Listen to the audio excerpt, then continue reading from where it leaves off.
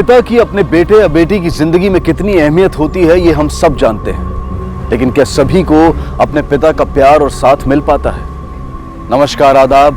Crime petrol dial 100 में आप सबका स्वागत है। आज हम आपको एक ऐसा अनोखा केस दिखाने जा रहे हैं जिसमें एक 7 साल का बच्चा रॉनी अपनी आंखों में आशा और उम्मीद लिए तकरीबन 3 साल के बाद वापस अपने पिता के साथ रहने जा रहा था। उसकी मां ने अपने बेटे की खुशी के लिए अतीत के अपने सारे दर्द भुला दिए थे और जिंदगी से समझौता कर लिया था। लेकिन अपने माता पिता के साथ एक खुशहाल परिवार की तरह जीने का रॉनी का सपना क्या साकार हो पाया? क्या नन्हा रॉनी फिर से अपनी दादी की गोद में खेला और खिलखिलाया? और जिस प्यार के लिए वो तरस गया था, क्या अपने पिता का प्यार उसे वापस मिल पाया? आइए देखते हैं आज का ये केस।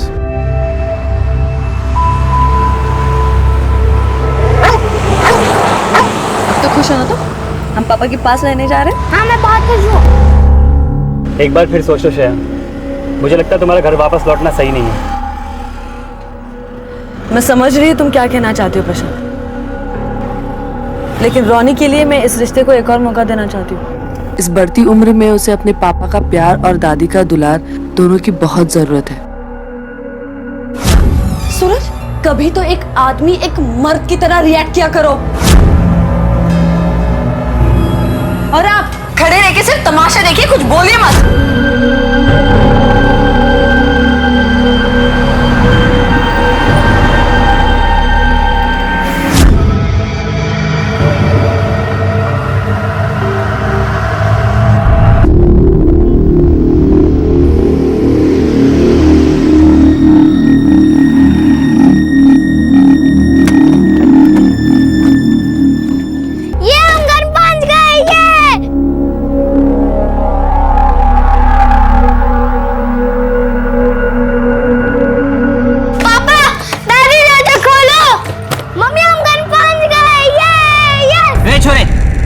क्या चाहिए तुझे? पापा। कौन पापा? सूरज। यहाँ कोई सूरज विरज नहीं रहता, जाओ यहाँ से। तो कौन रहता है यहाँ पर? हाँ? हम रहते हैं अड्डे।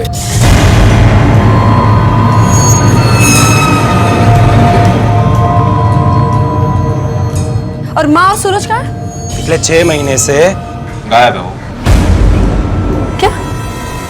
तुम जानते हैं इन लोगों को? हाँ, सूरज के कजिन से, राजस्थान से। और अब बैठे रहते हैं। पिछले 6 महीने से जब से सूरज और ताइसा गायब हुए। निकलो यहाँ से, चलो। क्या मतलब? मैं सूरज की बीवी हूँ, इस घर की बहू, मेरा भी हक बनता है यहाँ पर। सब बेरा है मैंने। सूरज तलाक दे रहा था ना थारे को। 3 साल तू अपना घर छोड़ के मायके में रह रही है, फिर काहे की बहू और काहे का घर? निकलो यहाँ से वरना धक्के मार के निकालूंगा। ए मिस्टर, तभी से बात करो। तुम ऐसे बात नहीं कर सकते। क्या कर सकते हैं हम? बताए तन्ने क्या कर सकते हैं? निकल निकल, बाहर निकल, बाहर निकल। छोड़िए, क्या कर रहे हैं आप? हमने अक्सर सुना है कि कोई किसी अनजान जगह पर जाकर खो गया या फिर कोई लोगों की भीड़ में गुम हो गया। ये दुख की बात है, लेकिन असामान्य नहीं है। लेकिन अगर कोई परिवार अपने ही घर से अचानक गायब हो जाए तो ना सिर्फ ये दुखद है, बल्कि असामान्य और अविश्वसनीय भी। ऐसी ही एक असामान्य और अविश्वसनीय घटना घटी मुंबई के उपनगर मलाड की एक पॉश बंगलो सोसाइटी में रहने वाली निर्मला देवी और उनके बेटे सूरज के साथ। ये दोनों अचानक एक दिन जैसे हवा में गायब हो गए। क्या हुआ था निर्मला देवी और सूरज के साथ? कहां चले गए थे वो? और क्यों सूरज के चचेरे भाई अजय और विजय ने उनकी गैर मौजूदगी में उन्हीं के घर पर कब्जा जमा लिया था? ऐसे न जाने कितने ही सवाल निर्मला देवी की बहू और सूरज की पत्नी श्रेया के दिमाग में तूफान की तरह उठ रहे थे। कैसे गायब हो गया था उसका पूरा का पूरा ससुराल? ये लोग बस यही कह रहे हैं कि माँ जी और सूरज गायब है। पता नहीं क्या हो रहा है। हम लोग पुलिस के पास ही जा रहे हैं। देखिए सर, सूरज और उसकी माँ कहाँ पे गायब हैं, ये तो आप ही को पता होना चाहिए। पिछले 6 महीने से वो गायब हैं। मेरे क्लाइंट्स के पिताजी और सूरज के पिताजी आपस में सगे भाई थे। इस घर को बनाने में न सिर्फ सूरज के फादर ने बल्कि अजय विजय के फादर ने भी इन्वेस्ट किया था। इस नाते मेरे दोनों क्लाइंट्स इस घर में रहने के बराबर के हकदार हैं। ये राष्ट्रीय ऑर्डर।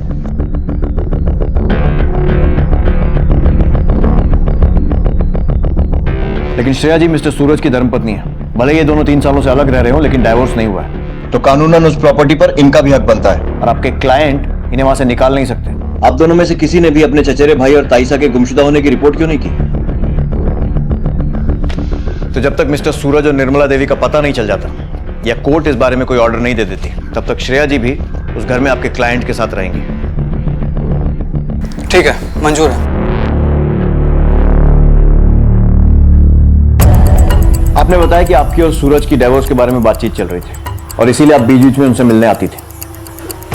तो फिर जब सूरज और उसकी मां गायब हुए तो सोसाइटी ने आपको खबर क्यों नहीं की? ये मैं कैसे बता सकती हूँ सर? श्रेया जी, आखिरी बार आप अपने पति और सास से कब मिली थी? 6 महीने पहले, जब मैं अपने भाई के साथ यहाँ आई थी। इनके साथ? अब जी नहीं, ये मेरा भाई नहीं, ये मेरा दोस्त है प्रशांत। मेरा एक भाई है जो पुणे में है, वो बिजी था इसलिए मैं इनके साथ आ गई। पिछले 6 महीने से आपके पति और आपकी सास गायब और आपने एक बार भी फोन करके उनकी खबर नहीं ली, क्यों? अपने पति और सास की कोई रिसेंट फोटो होगी आपके पास? जी हाँ।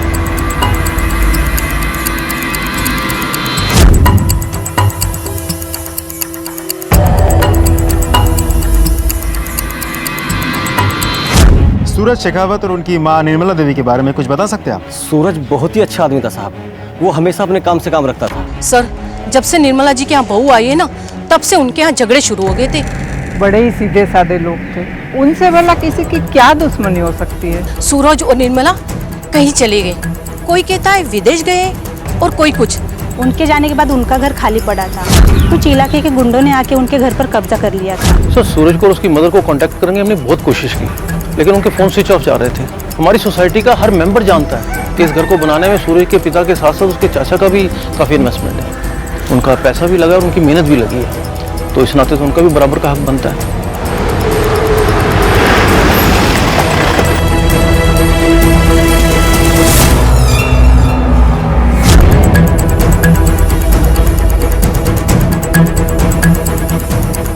सर, बाकी सामान में तो कुछ भी सस्पिशियस नहीं है, लेकिन एक किसी छोटी लड़के के कपड़े मिले हैं। किसके कपड़े हैं?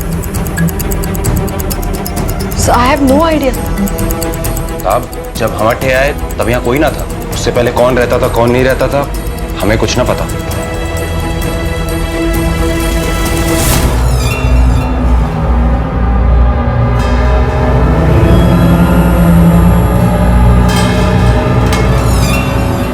पुलिस का सहारा लेकर घर में तो घुसा ही है तू, लेकिन हमारी बात ध्यान से समझ ले, लौट जा अपने मायके। आप मुझे धमकी दे रहे हैं? हाँ ना, खाली समझा रहे हैं। सूरज और तैसा को भी हमने समझाया था, दोनों ना माने।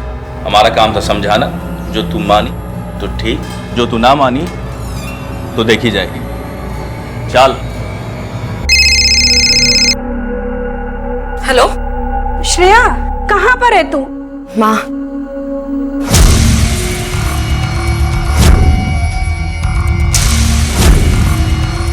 तू वहां नहीं रुक, तू क्या भी की घर वापस आ जा। श्रेया, नहीं मामा, जब तक वो वापस नहीं आ जाते ना, तब तक मैं नहीं लौटूंगी। ठीक है, सौरभ के बेंगलोर से आते ही मैं तेरे पापा को और सौरभ को ना वहां भेजती हूँ। तब तक तू अपना और रोनी का ध्यान रखना।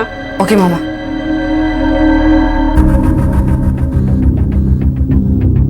क्या हुआ? प्रशांत, मैं यहाँ की सिचुएशन हैंडल कर लूंगी, तुम वापस जाओ।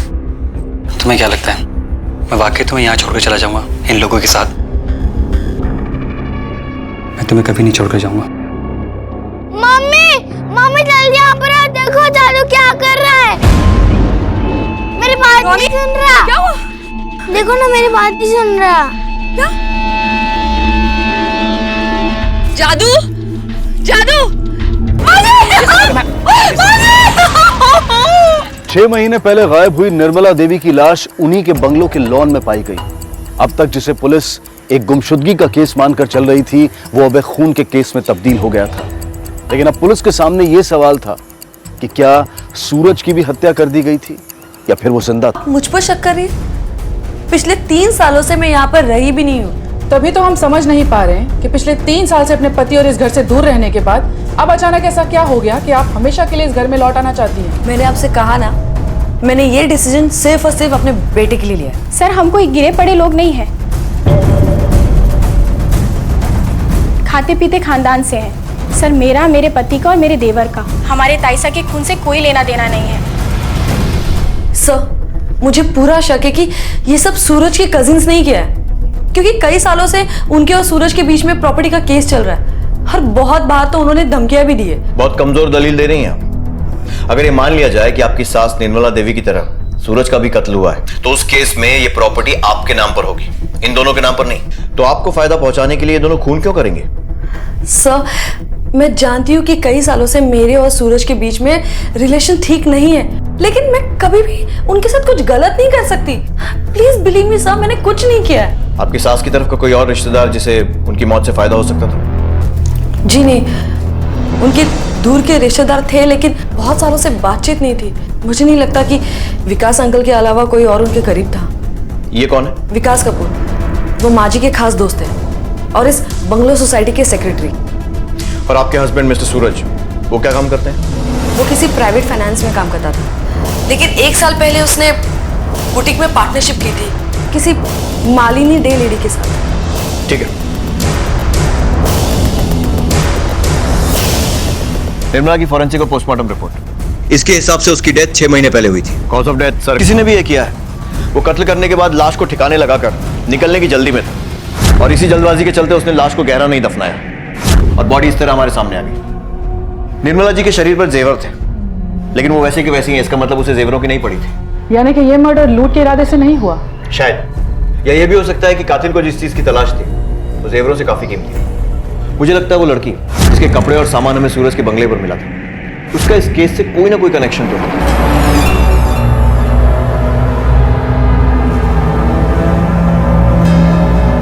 बाबा, बाबा, तुम मुझे भूल गए? मैं वर्षा। नहीं, मैं तेरा बाबा नहीं। चल भग भग, मैं तेरा बाबा नहीं। चल भग भग। बाबा, बाबा।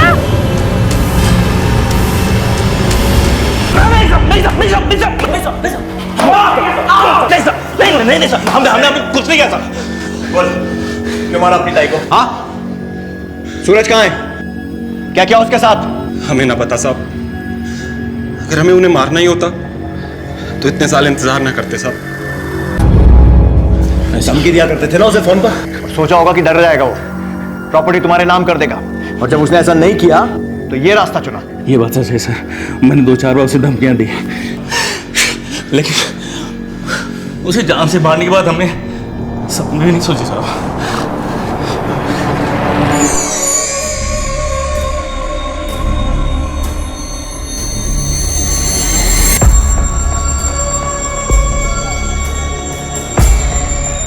जब तक कुछ बोलते नहीं, दोनों का अंतर रखो, बात करो।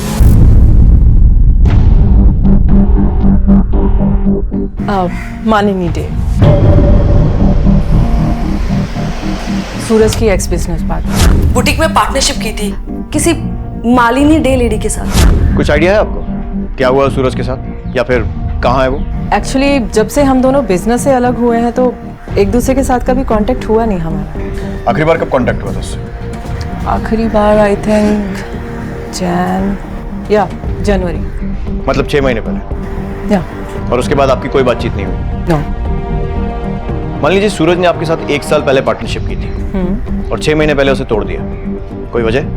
I don't know why, but business से इंटरेस्ट लूज हो चुका था उसका। सूरज और उसकी वाइफ का एलिमनी को लेकर झगड़ा चल रहा था, इसलिए उसने बुटीक मेरे नाम कर दिया। आप शायद जानती होंगी कि उसकी माँ का मर्डर हुआ और उनकी लाश उसी के गार्डन में दफन पाई गई। Oh, my condolences, officer. I'm so sorry about his loss. Now, may I leave? बिल्कुल। Thank you. But please be sure कि आपने हमसे कुछ भी छुपाया नहीं है, और जो कुछ भी बताया एकदम सच सच बताया, वरना हमें आपको फिर से तकलीफ देनी पड़ेगी। प्लीज।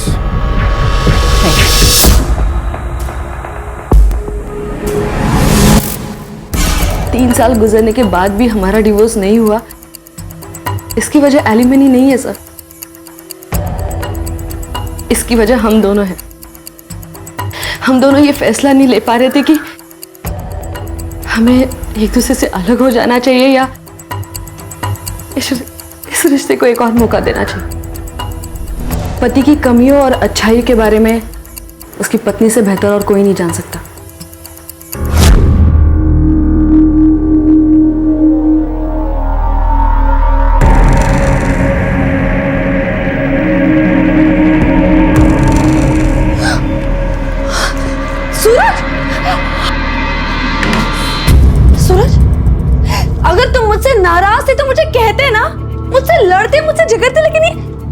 बचकानी हरकतें करने की क्या जरूरत थी?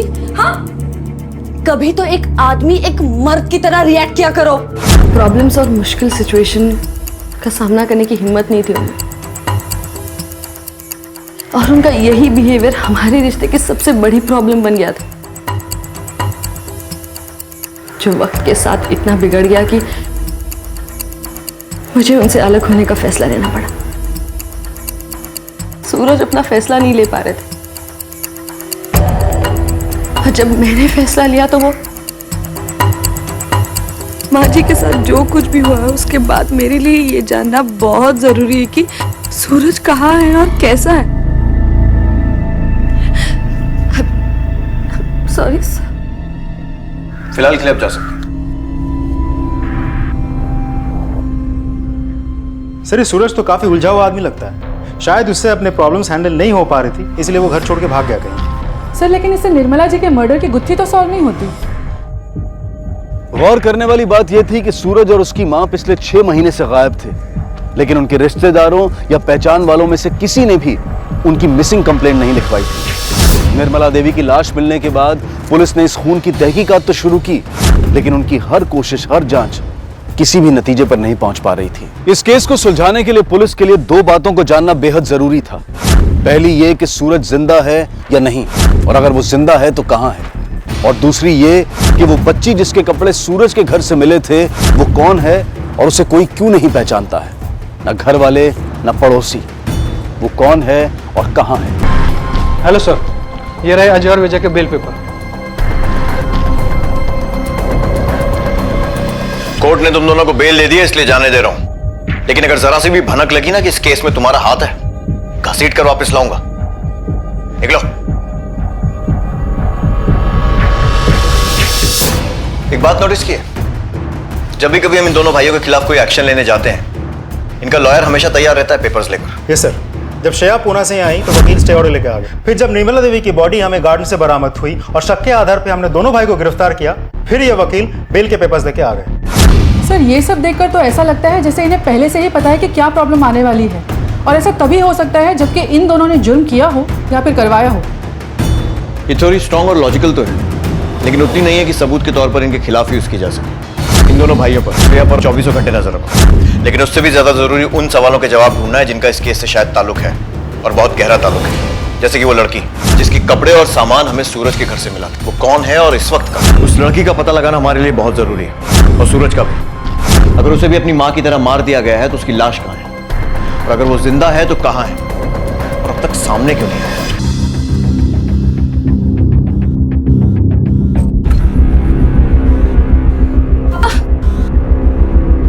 बेटा चिंता मत करो, अब सब ठीक हो जाएगा। ओए, क्या नाटक है? एक एक करके तू यहाँ अपना कुनवा जमा करना चाहती है ताकि बंगले पे कब्जा कर सके। पुलिस ने तुझे और तेरे बेटों को यहाँ रहने की इजाजत दी है, तुम लोग यहाँ नहीं रह सकते। निकलो, सबके सब निकलो यहाँ से। क्या? अच्छा, तो यही है जीजू के दोनों का मार भाई। अबे ओ, कमाल किसको बोला? चल, अबे ओ।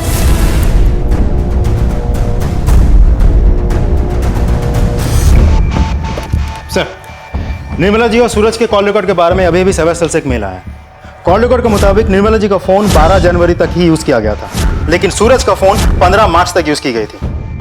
और अधिकतर कॉल सूरज की बिजनेस पार्टनर मालिनी डे को की गई है। Yes sir. इनफैक्ट 15 मार्च को किया गया आखिरी कॉल भी मालिनी को ही। आखिरी बार कब कांटेक्ट हुआ था उससे? जनवरी, मतलब 6 महीने पहले। या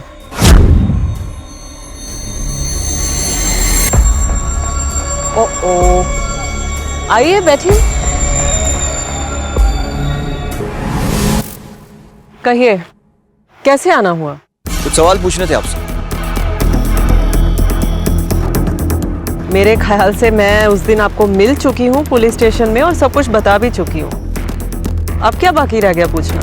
जी नहीं, कुछ सवालों के जवाब अभी भी बाकी हैं, आपके और सूरज के बारे में। वही पूछने आए हैं आपसे। बातें तो होती रहेंगी, ड्रिंक लीजिए। नहीं, हम आपसे सिर्फ सवालों के जवाब लेने आए। अगर वो देंगी तो हमारे लिए अच्छा होगा, और अगर सच सच बताएंगी तो आपके लिए अच्छा होगा। Fine, yes. जनवरी में हमारी पार्टनरशिप खत्म होने के बाद भी सूरज के फोन से मुझे कॉल्स आते थे, लेकिन वो कॉल सूरज नहीं करता। तो फिर कौन करता था? आई थिंक सूरज का मोबाइल किन्हीं गलत हाथों में आ गया था, और जिस किसी के पास भी उसका मोबाइल था उसे उसमें से मेरा नंबर मिल गया था, और फिर कॉल कर करके मुझे परेशान करने लगा। फिर क्या, यूजुअली इस सिचुएशन में जो हम लोग करते हैं, नंबर ब्लॉक कर दिया। आप सूरज की बिजनेस पार्टनर थे। एनी आइडिया क्या हुआ उसके साथ, कहाँ गया होगा? Any guesses? बहुत फ्रस्ट्रेटेड था। और उसके इस फ्रस्ट्रेशन की वजह? Personal life. पहले उसकी बीवी उसे छोड़ के चली गई, और फिर गर्लफ्रेंड। कौन गर्लफ्रेंड? वेल, इस बारे में उसने ज़्यादा मुझे कभी कुछ बताया नहीं, बट हाँ, एक बार नशे की हालत में बोल रहा था कि उसकी वाइफ की तरह उसकी गर्लफ्रेंड भी उसे छोड़ के चली गई, ब्ला ब्ला ब्ला। एंड यू नो व्हाट, उस सिचुएशन में जब मैंने उसे रोने के लिए अपना कंधा दिया, मुझ पे लाइन मारने लगा।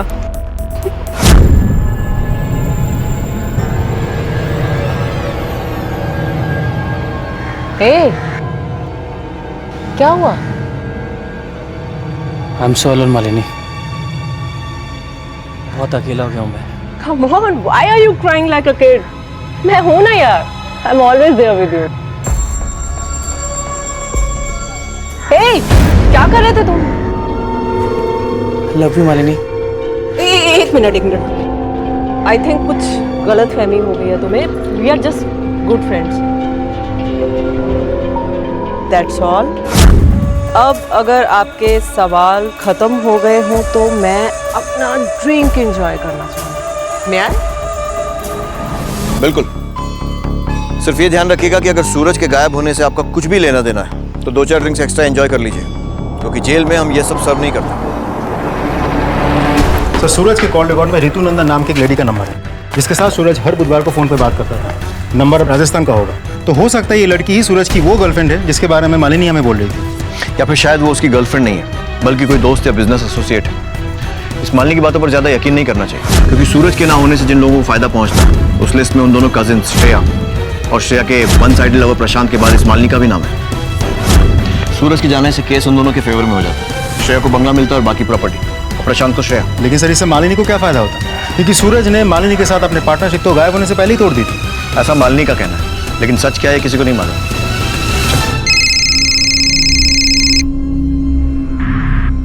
हेलो, हाँ बोलो। Okay, thank you. सर, अभी इंफॉर्मेशन मिली है कि सूरज अपने गायब होने से पहले हर थर्सडे को बिजनेस टूर के नाम पर माउंट आबू जाता था, और वहाँ के एक होटल रूम में सारा दिन गुजारने के बाद अगले दिन लौट आता था। सर, मैं राजस्थान पुलिस को कांटेक्ट करता हूँ।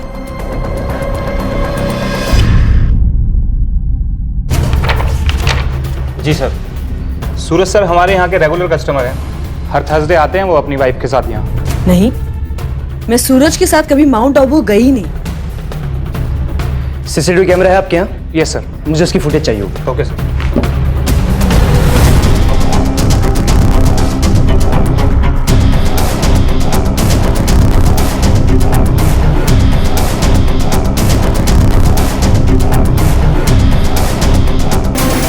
किसी की साजिश का शिकार हुआ सूरज अब खुद संदेह के घेरे में था।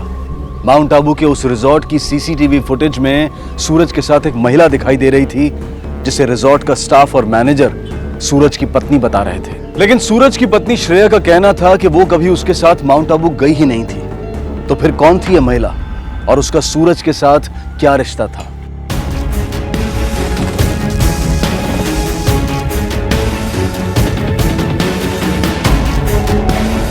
मैं तुमसे मिलना चाहती हूँ। कब? कहाँ? सूरज,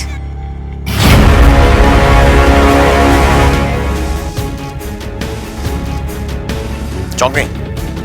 आपको सूरज ने नहीं, हमने फोन करके बुलाया था, उसके नंबर को रीएक्टिवेट करके। चले? मोबाइल कॉल रिकॉर्ड्स के हिसाब से तुम्हारा नाम है रितु नंदा। असली नाम है? कुछ पूछा मैंने? सर, मेरा असली नाम रितु नंदा है, लेकिन शादी के बाद मेरे ससुराल वाले मुझे प्रीति नाम से पुकारते हैं। मैं और सूरज अजमेर के मेयो कॉलेज में साथ पढ़ते थे, क्लासमेट्स थे। फिर मेरी शादी उसी के चाचा के लड़के अजय से हो गई। सर 3 साल पहले जब श्रेया उसे छोड़कर गई तब मैंने सूरज को सहारा दिया, एक दोस्त होने के नाते। फोन पर बातें करते करते कब हम एक दूसरे के करीब आ गए सर, ये हमें भी पता नहीं चला। उसके बाद हर थर्सडे को तुम लोग माउंट आबू के उस रिजॉर्ट में मिलने लगे। श्रेया को पता था तुम्हारे अफेयर के बारे में? नहीं सर, श्रेया के चले जाने के बाद ही हम दोनों मिले थे और ये बात सूरज और मेरे अलावा कोई नहीं जानता। और जो जान गया उसे मार डाला। सूरज की मां निर्मला, उन्हें पता लग गया होगा तुम्हारे अफेयर के बारे में और धमकी दी होगी कि तुम्हारे पति अजय को बता देंगे, तो उन्हें रोकने के लिए तुमने उन्हें मार डाला। और सूरज के साथ क्या किया? कहाँ है वो? नहीं नहीं सर, ये आप क्या बोल रहे हैं? भला मैं ताइसा को क्यों मारूंगी? मैं तो खुद परेशान हूँ कि पता नहीं सूरज कहाँ गायब हो गया। सर मेरा यकीन कीजिए, मुझे इस बारे में कुछ नहीं पता। I swear. सूरज का कोई दुश्मन था? नहीं, पर उसकी पार्टनर मालिनी के साथ उसके रिलेशन अच्छे नहीं थे। वो पार्टनरशिप तोड़ना चाहता था, पर वो क्यों तोड़ना चाहता था सर, इसके बारे में मुझे कुछ नहीं पता। ठीक है, अभी जाने दे रहा हूं, लेकिन दोबारा जरूरत पड़ी तो बुलाएंगे, आ जाना।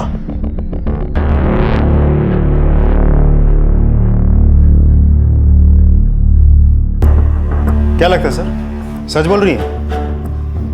जिस सिचुएशन में ये इस वक्त है, इसके झूठ बोलने के चांसेस तो बहुत कम है, लेकिन इस वक्त श्योरिटी के साथ कुछ नहीं कह सकते। हो सकता है कि इसका इस केस से कोई लेना देना हो ही ना। सर ऐसा भी तो हो सकता है कि इसके पति को सूरज और इसके अफेयर के बारे में पता चल गया हो और इसी बात का बदला लेने वो यहाँ आया हो और निर्मला ने सूरज को बचाने की कोशिश की हो और इसी कोशिश में वो मारी गई हो और अजय ने सूरज को किडनैप किया, किडनैप करके उसे जिंदा रखा हो या मार डाला। ये भी हो सकता है कि कहानी कुछ और ही हो। जो भी होता, मैं इस ऋतु पर नजर रखूं। सर मैंने मालिनी और सूरज के बिजनेस के अकाउंट्स चेक किए हैं और सूरज ने कभी भी अपनी बुटीक मालिनी के नाम की ही नहीं। इनफैक्ट मालिनी ने बोगस डॉक्यूमेंट्स बना के सूरज की बुटीक हड़पी है। और इतना ही नहीं सर, मालिनी ने सूरज के नकली सिग्नेचर करके बिजनेस अकाउंट का सारा फंड्स अपने पर्सनल अकाउंट में ट्रांसफर करवाया है। अरेस्ट, लेकर आओ उसे।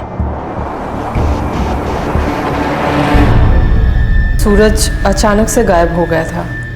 फिर 1 महीने तक जब उसकी कोई खबर नहीं मिली तो मुझे लगा कि इस सिचुएशन का मैं फ़ायदा उठा सकती हूँ। सो सारे डॉक्यूमेंट्स फॉर्ज करके मैंने कंपनी के बिजनेस अकाउंट में जितने भी फंड्स थे वो अपने पर्सनल अकाउंट में ट्रांसफ़र कर लिए।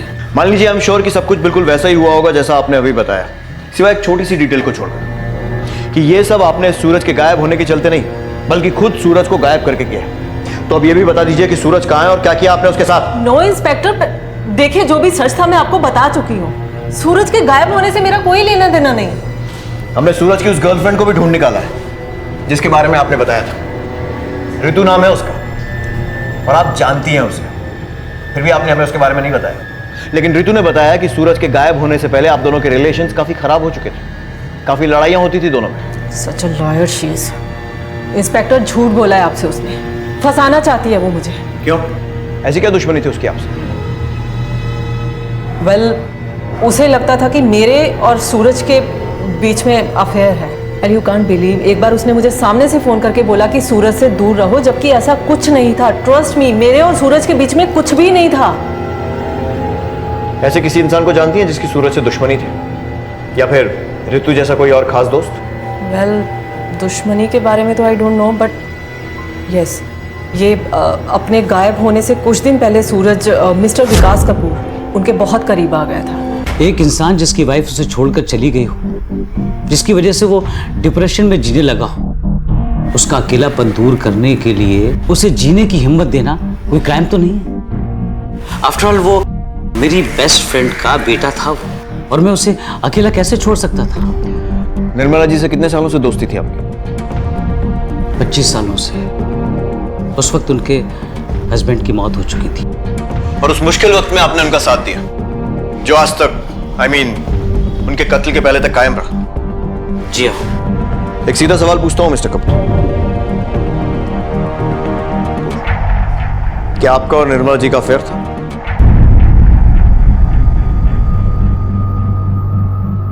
देखिए, इस सवाल का जवाब देना मैं जरूरी नहीं समझता। क्या जरूरी है और क्या नहीं, इसका फैसला हम करेंगे।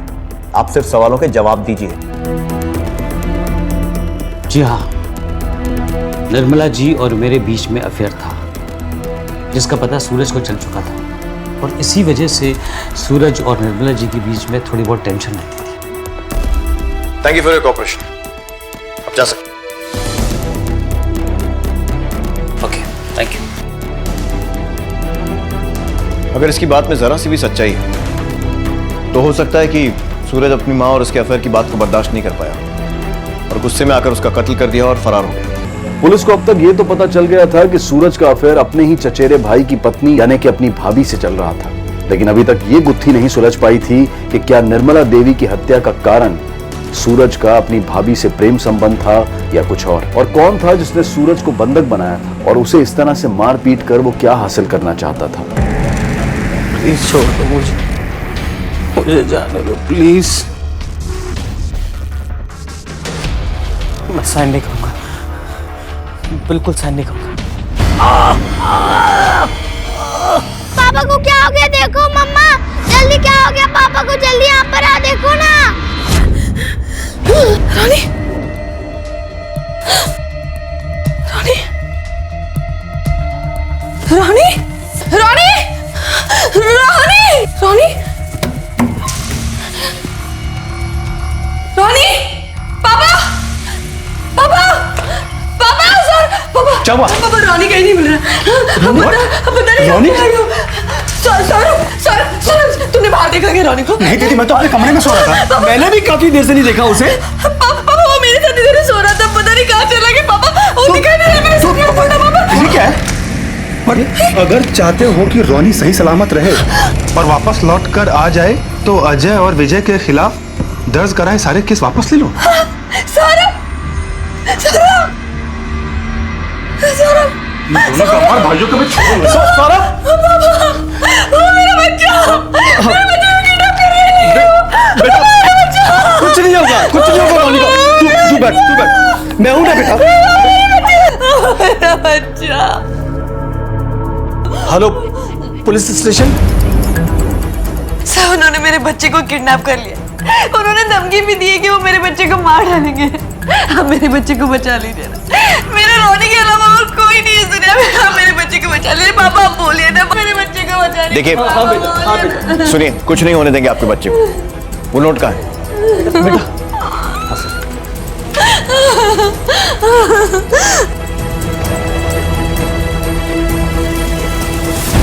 कहाँ है बच्चा? बच्चा कहाँ है? हमें ना पता साहब, हमारा यकीन करो, हमें ना पता कि छोड़ा कहाँ है। तू बता, कहाँ है बच्चा? बोल, बच्चा कहाँ है? भाई साहब सही बोल रहे हैं साहब, हमने तो उस छोरे को हाथ तक नहीं लगाया। ये सब उसकी माँ, उसका बाप और उसके भाई की चाल है। हमें फंसाने की खातिर हम पर झूठा इल्जाम लगाया है। साहब मेरी बात का भरोसा कीजिए। सर, आप उन दोनों की बातों पर भरोसा कर रहे हैं? जी नहीं, सिर्फ अपनी समझ पर। आपके घर में इतने सारे लोग थे, फिर भी वो दोनों रोनी को ले गए। कहीं ऐसा तो नहीं कि रोनी को आपने ही गायब करवाया? मैम, मैं रोनी को किडनैप क्यों करूंगा? आखिर मुझे इसे किडनैप करके क्या मिलने वाला है? लेकिन सूरज को किडनैप करके तो मिलेगा ना तुम्हारा प्यार श्रेया। मैम, मैं सूरज से नफरत करता था क्योंकि उसने श्रेया को तकलीफ पहुंचाई थी। बाकी मेरी इसके साथ कोई भी जाती दुश्मनी नहीं है। लेकिन श्रेया से तो प्यार था ना, और इसी के चलते तुमने सूरज को किडनैप कर लिया ताकि श्रेया तुम्हारी हो जाए। और जब इससे भी बात नहीं बनी तो उसके बेटे रोनी को किडनैप कर लिया। ये झूठ है सर। सर, रोनी मेरी बहन का ही बेटा है और हम सब उसको बहुत प्यार करते हैं, तो हम लोग क्यों किडनैप करेंगे सर उसको? सर, आप एक बार बस उन दोनों गंवार भाइयों से पूछताछ कीजिए। मैं दावे के साथ कह सकता हूं कि ये उनका ही किया धरा है। सूरज को अब तक ढूंढा नहीं जा सका था और अब उसके इकलौते बेटे रोनी को भी किसी ने गायब कर दिया था। कि रोनी के अपहरणकर्ता का सूरज के गायब होने से कोई ताल्लुक था? निर्मला, सूरज और अब रोनी, क्या कोई था जो इस पूरे परिवार को मिटाने की मुहिम में लगा हुआ था? सवालों की फेहरिस्त थी जो दिन ब दिन बढ़ती चली जा रही थी और जवाबों का कोई ठिकाना तक नहीं था। कहीं ना कहीं तो हम गलती कर रहे हैं। कोई लिंक है जो हम मिस कर रहे हैं। टाइमलाइन रिविजिट करते हैं। सूरज अपनी मां निर्मला के साथ अपने घर से अचानक गायब हो जाता है। उसकी खबर उसकी अपनी पत्नी श्रेया को 6 महीने बाद होती है। निर्मला की लाश घर के पीछे ही गार्डन में मिलती है। सूरज अभी भी गायब है। सूरज की बिजनेस पार्टनर नकली डॉक्यूमेंट्स बनाकर उसे चीट करती है। फिर सूरज का बेटा रोनी गायब हो जाता है। किडनैपर्स का नोट मिलता है कि अजय और विजय के खिलाफ किए गए सारे केसेस वापस ले लें। अब अगर ये काम अजय और विजय का होता तो खुलेआम नोट लिखकर अपने खिलाफ सबूत क्यों छोड़ते? अगर उन्हें धमकाना ही होता तो श्रेया को पर्सनली धमकाते, ताकि जब वो हमारे पास आती तो दोनों इस बात से मुकर जाते। रोनी का गायब होना ये इन दोनों का काम नहीं है, ये कोई और ही है जो इन्हें फंसाकर हमें भटकाने की कोशिश कर रहा है। सर रॉनी घर से गायब हुआ है, इसका मतलब किसी घर वाले का हाथ हो सकता है, या शायद ये काम किसी बाहर वाले का हो, जो किसी घर वाले के करीब हो, जिसके पास घर की चाबी हो। उसी चाबी का इस्तेमाल करके वो घर में घुसा, बच्चे को लिया और निकल गया। सोसाइटी ने जो सूरज और निर्मला के गायब होने की रिपोर्ट लिखाई थी वो लेकर आओ। Okay sir.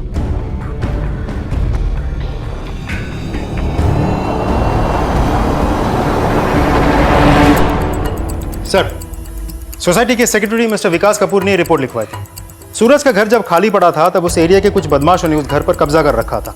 इसीलिए सोसाइटी के सेक्रेटरी मिस्टर विकास कपूर कुछ लोग और गार्ड्स के साथ मिलकर उन लोगों को भगा दिया था और उस घर को लॉक कर दिया था। इसका मतलब उस घर की एक चाबी इस विकास कपूर के पास भी हो सकती है। कड़ी नजर रखो। Okay sir.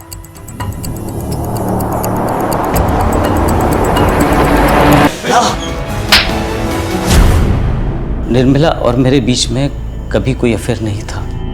उसके पति के मौत के बाद में मैंने उसे काफ़ी कन्विंस करने की कोशिश की शादी के लिए, लेकिन वो हमारे रिश्ते को दोस्ती से आगे बढ़ने देना नहीं चाहती थी। मैं उससे शादी प्यार के लिए नहीं करना चाहता था, सिर्फ उसके पैसों के लिए करना चाहता था। श्रिया के घर छोड़ के चले जाने के बाद में सूरज डिप्रेशन में आ गया था और उसी की वजह से निर्मला भी टूटती चली गई। फिर उससे मेरी ज़रूरत महसूस हुई तो मैंने भी उसका साथ दिया, और फिर उसके बाद उसके घर पे आना जाना मेरा बहुत बढ़ गया था। और उसी बीच में वर्षा नाम की एक मेड वहाँ पे काम के लिए आई और वो मुझे काफ़ी अटेंशन दिया करती थी।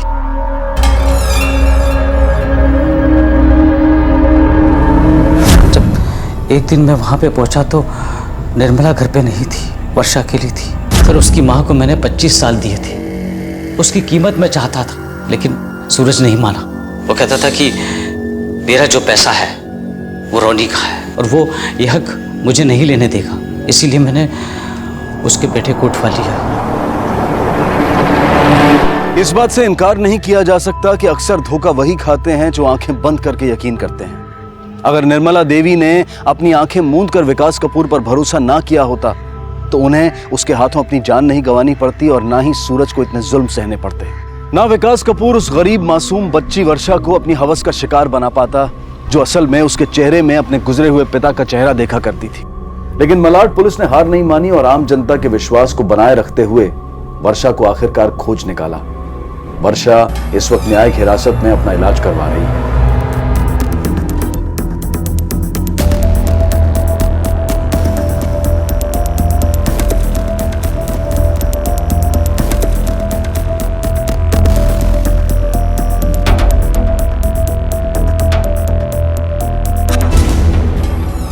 लेकिन यहां यह बात भी सच है कि जब बुराई भलाई का मुखौटा पहनकर आती है तो वो भलाई से भी ज्यादा भरी नजर आती है। ऐसी सूरत में अगर उससे कोई धोखा खा जाए तो उसे पूरी तरह से गलत नहीं ठहराया जा सकता। बेहतर यही होगा कि अगर समय समय पर इस यकीन को समझ की कसौटी पर परखा जाए तो बुराई को पहचान कर उससे बचा जा सकता है। इसी विचार के साथ अब मैं अनूप सोनी आपसे विदा लेता हूं। फिर मुलाकात होगी अगले एपिसोड में एक और चौंका देने वाले केस के साथ। तब तक अपना और अपने परिवार का ख्याल रखें और देखते रहें क्राइम पेट्रोल डायल 100। सबक एक को, सीख हम सबको। जय हिंद।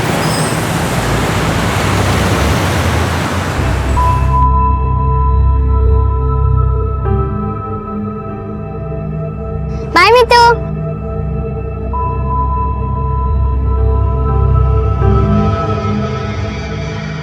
मीतू, मम्मी के लिए रुकी हो? यहाँ बैठो। अरे यहाँ आके बैठो ना, मम्मी आ जाएंगी। मीतू, हम क्या बोल रहे हैं?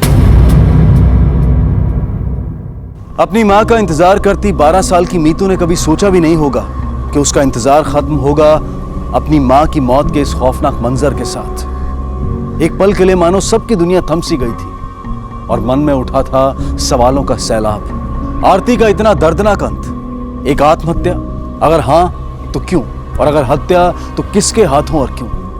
घटनास्थल पर पहुंचते ही पुलिस भी इन्हीं सवालों से रूबरू हुई और आगे था एक ऐसा जटिल मामला, एक ऐसी दिल दहला देने वाली कहानी जिसकी पेचीदगी के बारे में उस वक्त किसी को अंदाजा तक नहीं था।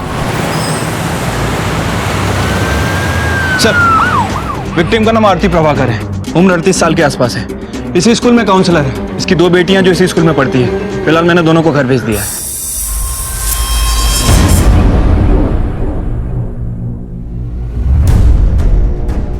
सर, आसपास कहीं भी स्ट्रगल का निशान नहीं है और ना ही कोई वेपन मिला है। सर, ऐसा लग रहा है कि सुसाइड का केस है।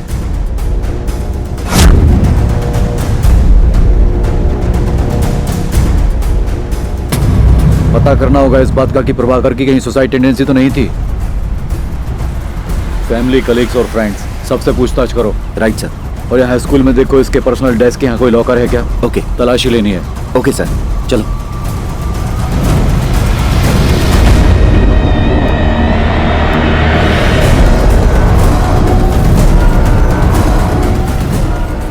सर, लैब से पता करो किस चीज की गोलियां हैं। Okay sir.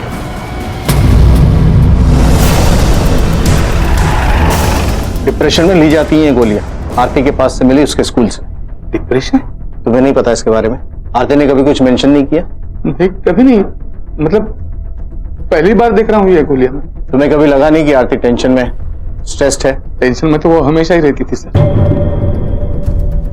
क्या है कि वो सब कुछ मैनेज नहीं कर पाती।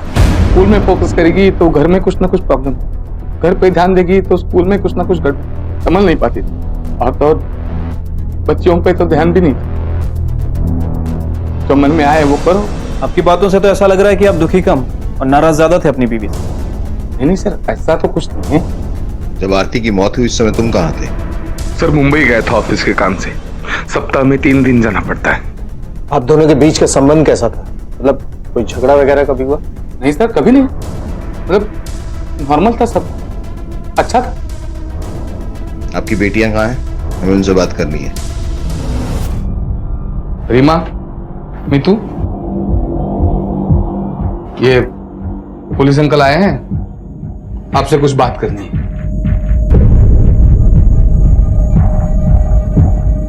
रीमा, मीतू, मैंने कुछ कहा? रहने दे, बाद में बात कर लेंगे।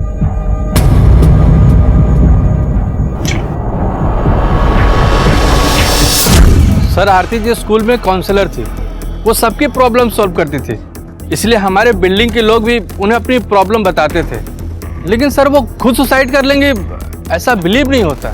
सर, घर में कुछ ना कुछ तो चल रहा था। रोज रोज की लड़ाई झगड़े की आवाज आती थी। देवेंद्र भाऊ और आरती के बीच में कुछ तो अनबन थी। हाँ साहब, कुछ तो मचमच हुआ था। आरती राय की एक औरत आई थी और बहुत मचमच कर रही थी और बोल रही थी कि उसका पति का आरती राय के साथ कुछ चक्कर चल रहा है। क्या तुम उस औरत को जानते हो? नहीं साहब, मैं उस औरत को नहीं जानता हूँ।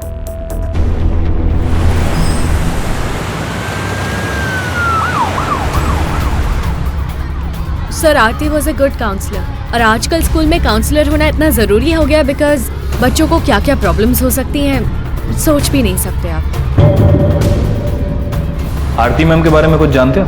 आरती ma'am is the best teacher, हमेशा हेल्प करती थी। मैं और मेरे दोस्त, हम लोगों को लर्निंग डिसेबिलिटी है तो आरती मैम ही हेल्प करती थी। सर, कोई प्रॉब्लम थी या नहीं ये तो मैं नहीं जानती, पर इसके लिए आप सतीश सर से बात क्यों नहीं करते?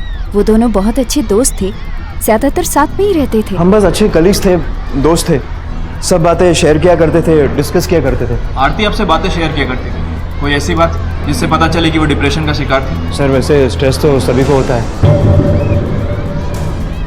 वैसे आरती को भी था, काम का, घर का, बच्चों का, लेकिन उसके अलावा उसने मुझे ऐसी कोई बात नहीं कही। अच्छा, आरती ने कभी अपने पति देवेन के बारे में कुछ बताया? हाँ, देवेन का अक्सर बाहर जाना उसे खलता था।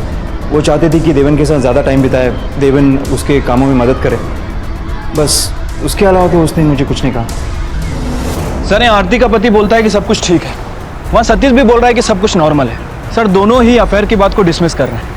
सर, अगर सब कुछ ठीक है तो फिर आरती डिप्रेशन की गोलियां क्यों लेती है? सर, देवेन और सतीश जरूरी है दोनों सच बोल रहे हैं? या ऐसा भी हो सकता है कि कोई ऐसा एंगल जिसके बारे में सतीश और देवेन दोनों को नहीं पता। Right sir. आरती के कॉल रिकॉर्ड्स निकलवाओ। Okay sir.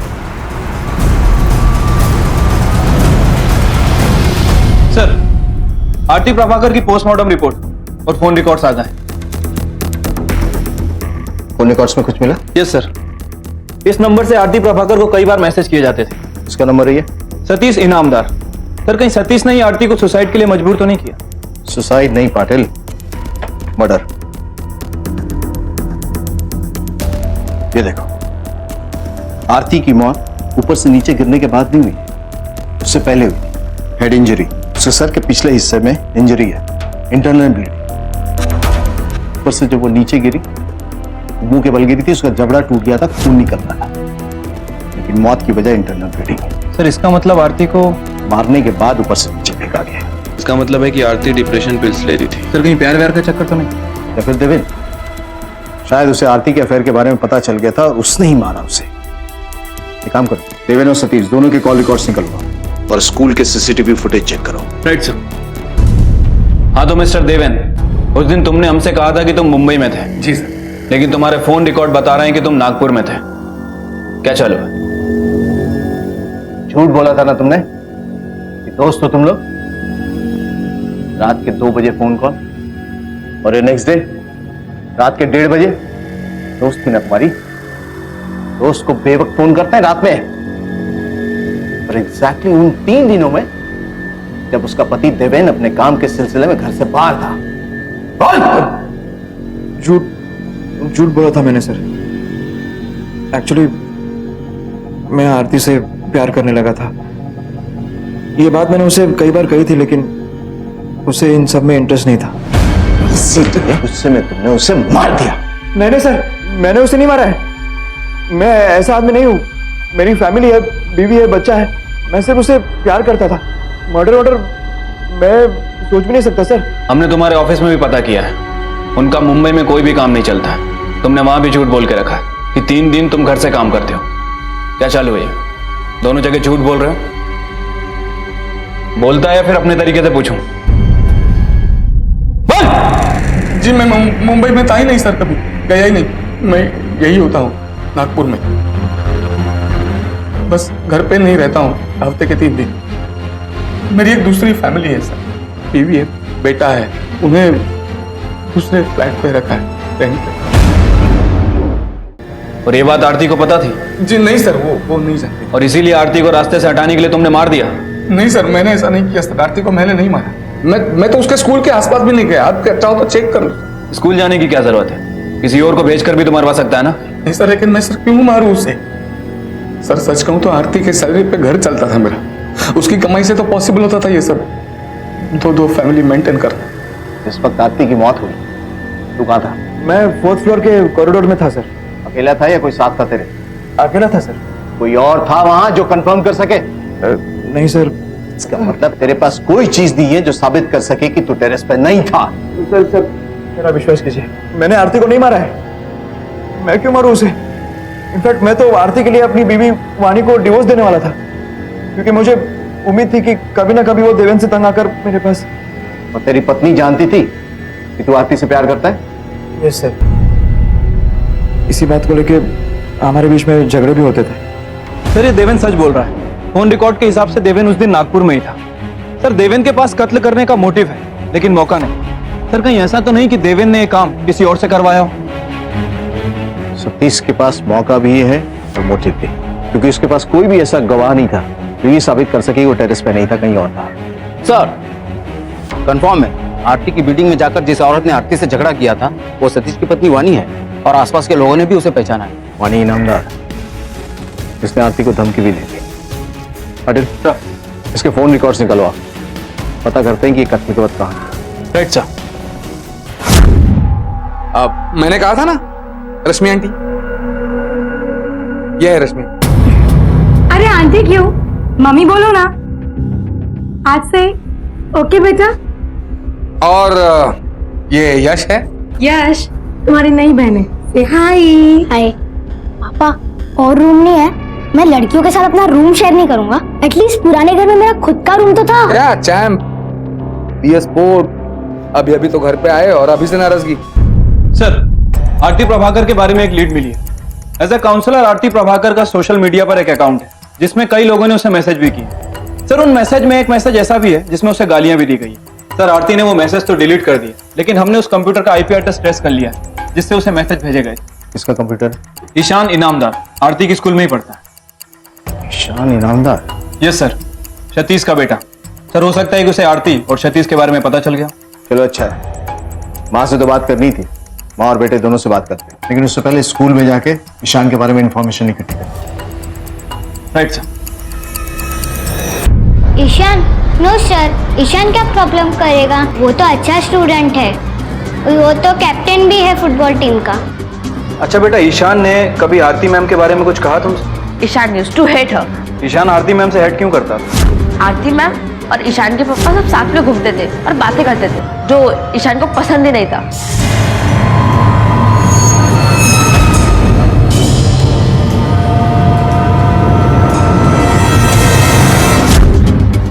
उस दिन हमारा मैच था दूसरे स्कूल के साथ। जब वापस आए तो आरती मैम के एक्सीडेंट के बारे में पता चला। सर ईशान था सर, बस निकलने से पहले हमने फाइनल वार्म अप किया था, जिसमें ईशान इंजर्ड हो गया था, और फिर हम लोग बिना ईशान के ही गए थे मैच खेलने। सर जिस दिन आरती की मौत हुई उस दिन ईशान स्कूल में ही था। सर वो मैच खेलने के लिए कहीं जाने वाला था, लेकिन अचानक वो रुक गया। माँ के भी कॉल रिकॉर्ड्स आ गए, आरती की मौत के वक्त वो भी वहीं थी। अच्छा है, चलो दोनों से बात करें। Okay sir. हाँ तो ईशान, डॉक्टर ने क्या कहा? डॉक्टर? हाँ, पैर में चोट लगी थी ना तुम्हारे। डॉक्टर के पास नहीं गया था,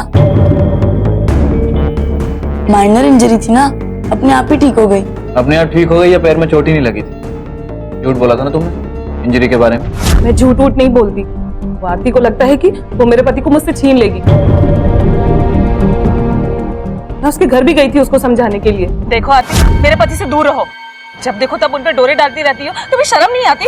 आरती और तुम्हारे पति के कॉल रिकॉर्ड्स के मुताबिक जितने भी कॉल और मैसेजेस गए थे वो तुम्हारे पति सतीश ने उसे किए थे, आरती ने नहीं। हाँ, मैसेजेस भेजे होंगे, लेकिन मैं ऐसी लड़कियों को बहुत अच्छी तरह जानती हूँ। मर्दों को अपनी तरफ खींचना बहुत अच्छी तरह जानती हूँ। हमारे पास और भी बयान है। तुम्हारे कॉल रिकॉर्ड्स के मुताबिक जिस दिन आरती मरी उस दिन तुम स्कूल में थी। मैंने आरती मैम को कुछ नहीं किया। एक्चुअली मैं गेम से बाहर इसलिए निकला क्योंकि वो फाइनल मैच थी। बहुत प्रेशर था मुझ पर गोल मारने का, सबकी उम्मीदें थी मुझ पर और मैं इतना प्रेशर नहीं लेना चाहता था, इसलिए मैंने फेक इंजरी की और गेम से बाहर निकल गया। मैं तो ईशान का एक्स्ट्रा टिफिन देने के लिए गई थी, उसका मैच था उस दिन। मैंने सोचा मैच के बाद उसे भूख लगेगी तो खा लेगा। या तो ये दोनों झूठ बोल रहे हैं या फिर एक दूसरे को बचाने की कोशिश कर रहे हैं।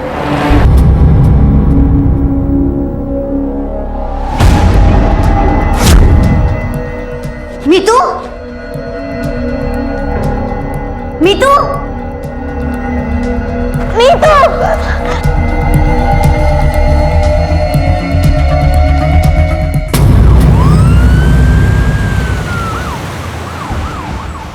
स्कूल स्टाफ तो पहले से ही कोशिश कर चुका था, फिर भी हमारे साथ मिलकर उन्हें दोबारा ट्राई किया, लेकिन मीतू कहीं नहीं मिली। ये कौन है? वो मैंने बताया ना, मेरी दूसरी फैमिली। ये रश्मि है मेरी मिसेस, और ये बेटा ये। मैंने सोचा कि जब बाहर आ ही गया है तो क्यों ना इन्हें यही, मतलब दूसरा घर। ये सब रहने दो। ये बताओ, कोई कॉल आया था मीतू को लेकर? नहीं सर। मीतू के साथ कुछ हुआ था क्या सुबह? किसी ने डांटा था या ऐसा कुछ भी? पापा प्लीज इसे छोड़ दीजिए, इसे स्कूल में मम्मा की याद आएगी। देखो, ये रोना धोना अब से सब बंद होना चाहिए, समझे? तुम्हें स्कूल जाना होगा, मतलब जाना होगा, समझे तुम? लो पकड़ो। नहीं सर, ऐसा तो कुछ नहीं हुआ था, कुछ नहीं, वाकई कुछ नहीं हुआ। बस कुछ दिनों से मीतू एकदम अलग बर्ताव करने लगी थी, मतलब अपने में रहती थी, कुछ बात नहीं करती थी, कुछ बोलती नहीं थी, गुमसुम सी रहती थी। एक्चुअली मैं तो चाहता था कि उसे स्कूल ही ना भेजूं, ये स्कूल वाले भी उन्होंने कहा कि उसे स्कूल भेज दो ताकि उसका मन बहल जाए।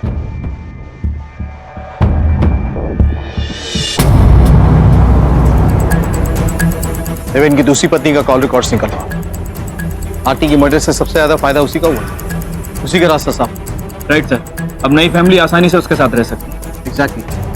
अपना एक आदमी यहाँ डिप्लॉय करो, इनकेस देवेन को कोई रैंसम कॉल आए और उससे कहना घर और स्कूल के आसपास का जितना भी एरिया छान मार, और हाँ, स्कूल जाके पूछताछ करो मीतू के गायब होने से पहले उसका बिहेवियर क्या था।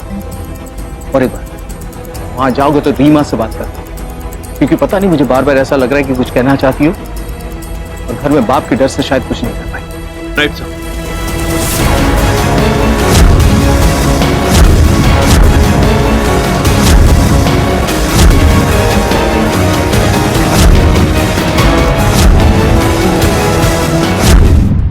हमेशा काफी डरी हुई सी रहती थी वो।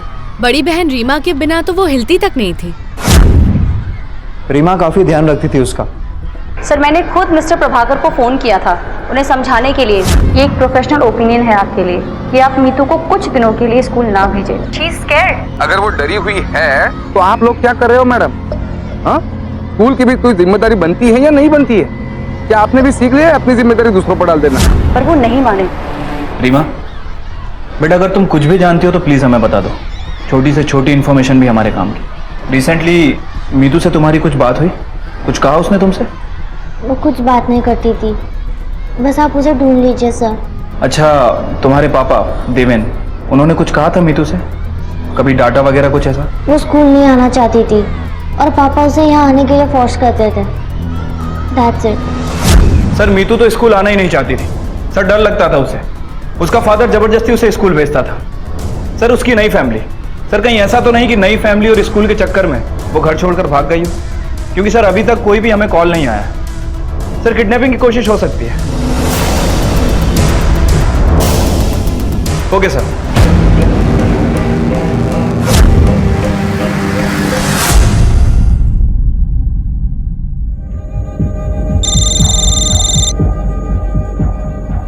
हेलो, क्या?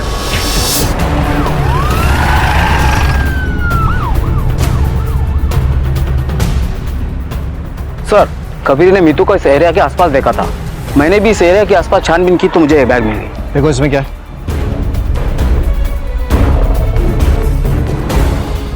पिताक्षी प्रभाकर। सर्च टीम डिप्लॉय करो यहाँ।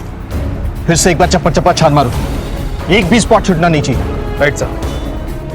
कहां थी मीतू? क्या उसका पीछा करते हुए उस आदमी ने उसे अपने कब्जे में ले लिया था?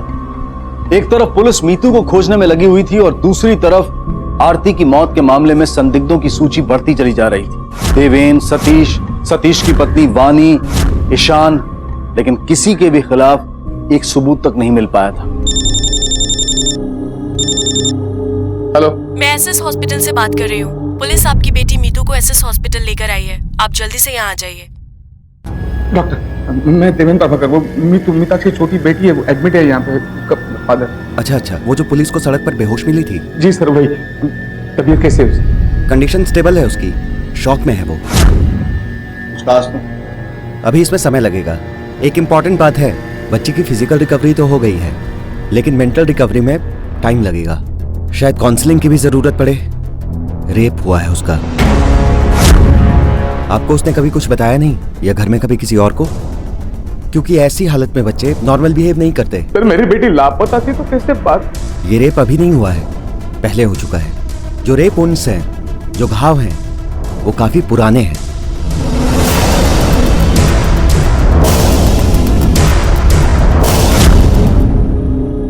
मीतू,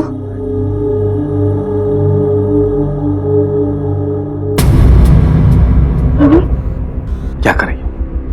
सुना नहीं डॉक्टर ने क्या कहा? आराम करने दो उसे। जाओ बाहर जाओ रीमा।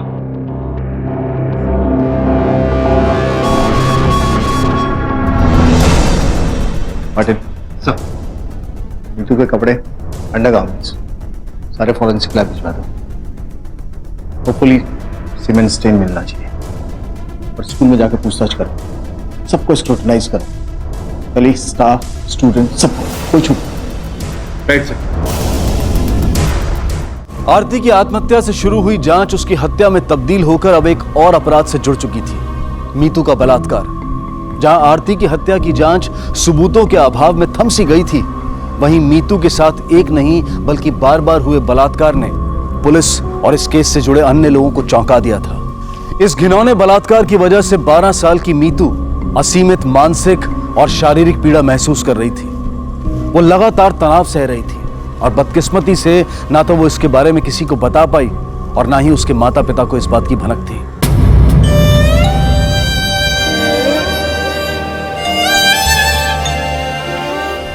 वो तो गुड स्टूडेंट है, कभी कोई टीचर ने पनिश नहीं किया उसको। पहले तो वो काफी एक्टिव थी, फिर धीरे धीरे चुप चुप सी रहने लगी। सर आई थिंक घर में पहले से ही कोई प्रॉब्लम चल रही थी, शायद इसलिए आरती डिप्रेशन में रहती थी और उसका असर बच्ची पर तो होता ही होगा, शायद इसीलिए मीतू भी डिप्रेशन में आ गई थी। निधि, आप नीतू की बेस्ट फ्रेंड हो ना? अच्छा, आपको पता है कि मीतू को किसी से डर लगता था? उसके पापा से। पापा के अलावा बेटा और किसी का नाम बताया मीतू ने?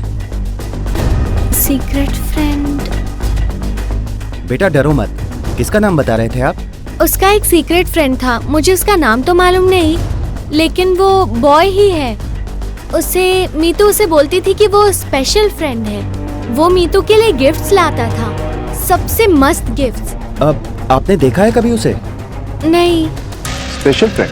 हाँ सर, लेकिन कोई नहीं जानता कि स्पेशल फ्रेंड कौन है। लेकिन नाम छुपाने की जरूरत क्यों पड़ी? कहीं ये गिफ्ट का लालच देकर मीतू का रेप तो नहीं करता था? पटेल, इस गिफ्ट के जरिए हम रेपिस्ट तक पहुंचे। Right sir.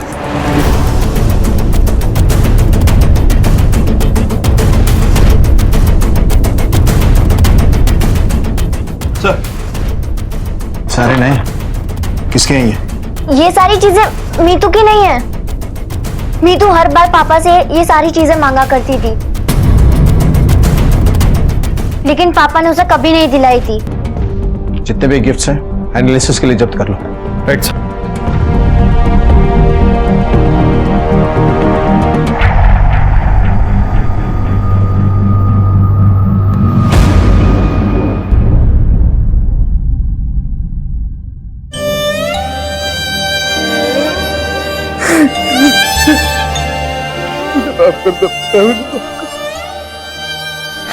क्या मांगा था तुमने मुझसे? मामूली से कलर्स, खिलौने, और मैं मना करता चला गया। काश मैंने ये मना नहीं किया होता बेटा। सॉरी, माफ कर दो। सर, हर गिफ्ट पे एक स्टिकर लगा हुआ है, लेकिन कुछ क्लियर नहीं है। इस पे भी वही हाल है। ऐसा लग रहा है नीचे का पोर्शन जानबूझकर फाड़ के रखा है। एनीवे पाटिल, ये सिंह स्टेशनरी शॉप का पता लग जाए ना, तो पॉसिबिलिटी हमें ये पता चल जाएगा कि इसे खरीदा किसने था। Right sir.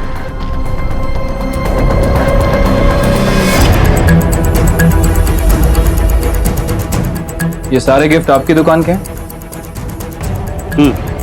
स्टिकर तो हमारी दुकान का है, ये हमारी दुकान से खरीदा।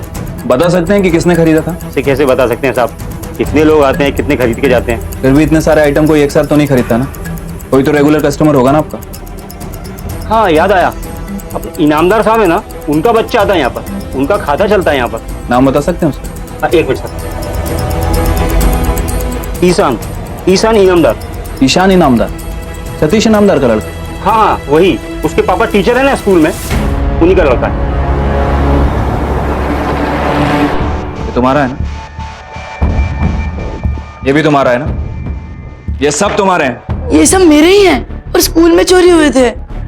सिर्फ मेरे ही नहीं, मेरे सारे फ्रेंड्स की भी चीजें चोरी होती थी। कोई तो था जो चोरी करता था, पर कब वो नहीं पता। ईशान, एक बात सच बताओ, ये सारे गिफ्ट तुमने मीतू को नहीं दिए थे? सर, मैं मीतू को नहीं जानता। I mean, मैं जानता हूँ कि आरती मैम की 2 बेटियां हैं, पर मैं रीमा को जानता हूँ, वो मेरी स्टैंडर्ड में तो है। क्या लगता है सर, ये ईशान सच बोल रहा है? नजर रखो इसमें। आरती से नफरत करता है, उससे मीतू को नुकसान पहुंचाया होगा फर्स्ट में, क्योंकि इसके पास मोटिव है। अभी स्कूल में था तो मौका भी। Right sir. काम करो, उसके जितने भी दोस्त हैं स्कूल में, सबसे पूछताछ की। Okay sir. घर के अंदर, इस बिल्डिंग और सारे एरिया को स्कैन करो।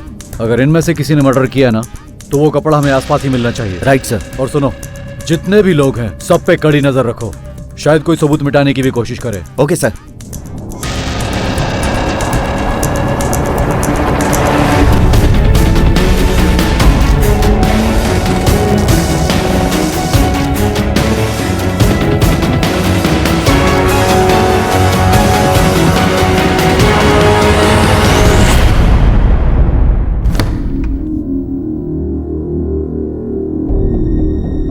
रीमा,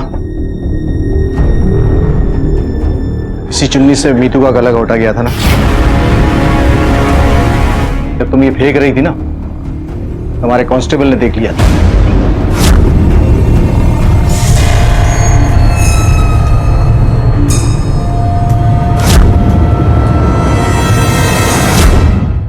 बताओ सच क्या है? हम दोनों के अलावा हमारा कोई नहीं था, पापा भी नहीं। डिसाइड कर लिया था मैंने, बस पूरी लाइफ मैं उसकी केयर करूंगी।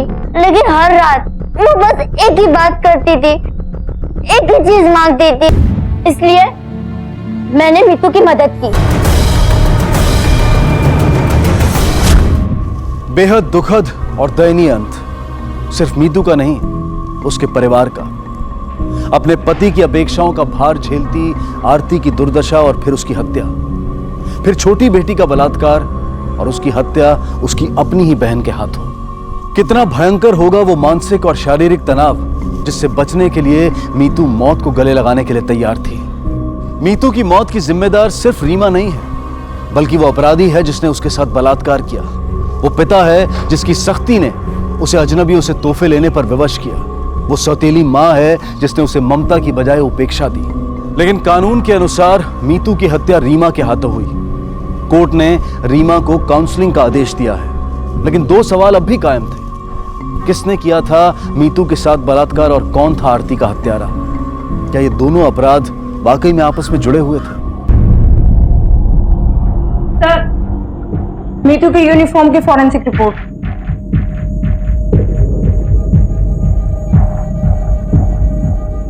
पाटिल, स्कूल में डीएनए टेस्ट के लिए सबके ब्लड सैंपल्स इकट्ठा करवाओ, जल्द से जल्द। Okay sir. हमारे साथ ऐसा क्यों ट्रीट किया जा रहा है? हम क्या कोई क्रिमिनल है? हो साहब, हम लोग शरीफ लोग हैं साहब, रेपिस्ट थोड़ी ना है। Even I am not a criminal, लेकिन मैं चाहता हूं कि जिसने भी हमारी स्कूल की छोटी बच्ची के साथ इतना घिनौना अपराध किया है वो पकड़ा जाए, उसे सजा मिले, समझे? आखिरकार पुलिस ने एक अनोखा पैंतरा अपनाया। सफलता की गारंटी ना होने के बावजूद पुलिस के सामने ये एकमात्र उपाय बचा था, स्कूल में आयोजित एक ब्लड टेस्ट कैंप। जाहिर सी बात थी कि असली गुनहगार किसी भी कीमत पर अपना खून देने से बचने की कोशिश करेगा, और पुलिस बड़ी सतर्कता से इसी घटना का इंतजार कर रही थी।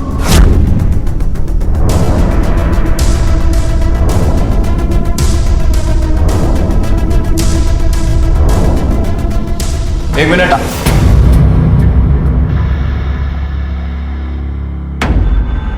हाथ दिखा तेरा। काय झालं हाथ दिखा। ज्यादा होशियार समझता अपने आपको? ब्लड टेस्ट क्यों नहीं करवाया तूने? तुझे क्या लगा भीड़ में पकड़ नहीं पाएंगे? इतनी छोटी सी बच्ची की जिंदगी बर्बाद करके रो रहा है।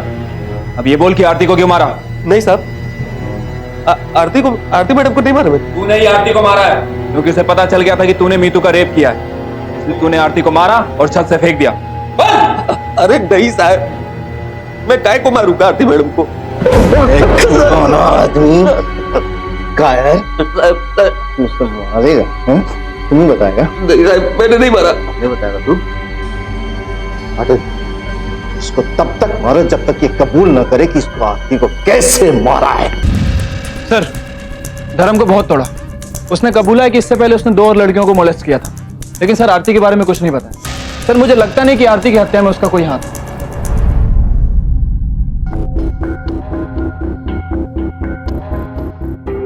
पाटिल, एक मिनट। धर्म का बयान क्या कहा था उसने? अजीत ने मीतू को पनिश करने के लिए स्टोर रूम में बंद किया था, उसके बाद उसने फिर से उसका रेप किया था, और तुमने बताया था कि तुमने रीमा को एक बार स्टोर रूम के बाहर देखा। यस सर, अजीत ने उसे पनिश किया।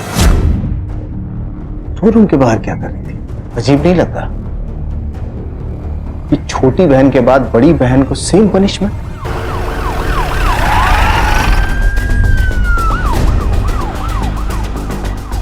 तो तुमने रीमा को पनिश किया था, लॉक किया था उसे? सर वो क्या लगा रखा? जवाब दो। हाँ सर, मैंने ही लॉक किया था, वो पनिशमेंट देने के लिए।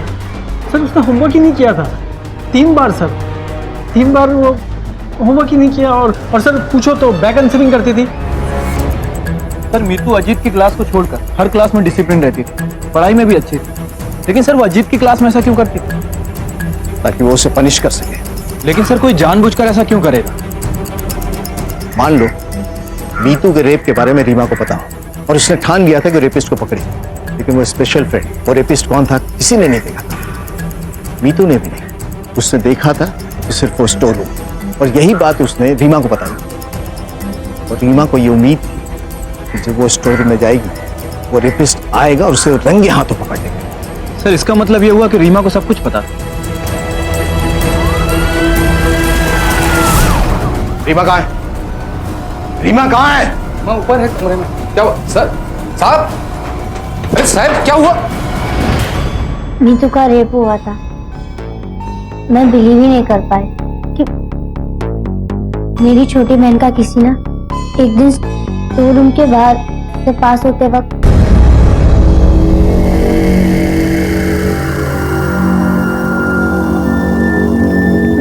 मुझे तो बिलीव ही नहीं हुआ।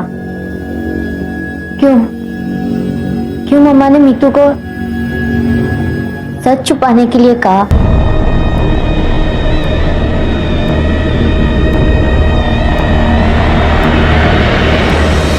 देवेन को मेहनती आरती के प्रति कभी कोई सहानुभूति महसूस नहीं हुई।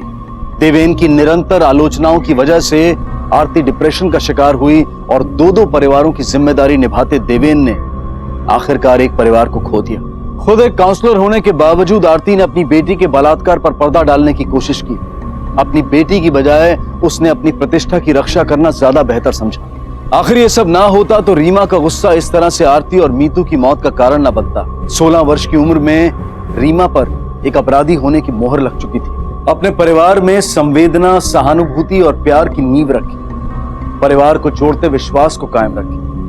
बुरे वक्त में एक दूसरे का सहारा बने और मिलकर समस्याओं का समाधान निकाले। इसी विचार के साथ अब मैं अनूप सोनी आपसे विदा लेता हूं। फिर मुलाकात होगी अगले एपिसोड में एक और चौंका देने वाले केस के साथ। तब तक अपना और अपने परिवार का ख्याल रखें और देखते रहें क्राइम पेट्रोल डायल 100। सबक एक को सीख हम सबको। जय हिंद। इस तरह के और भी एपिसोड देखने के लिए हमारे चैनल को सब्सक्राइब करें और बेल आइकन दबाना ना भूलें।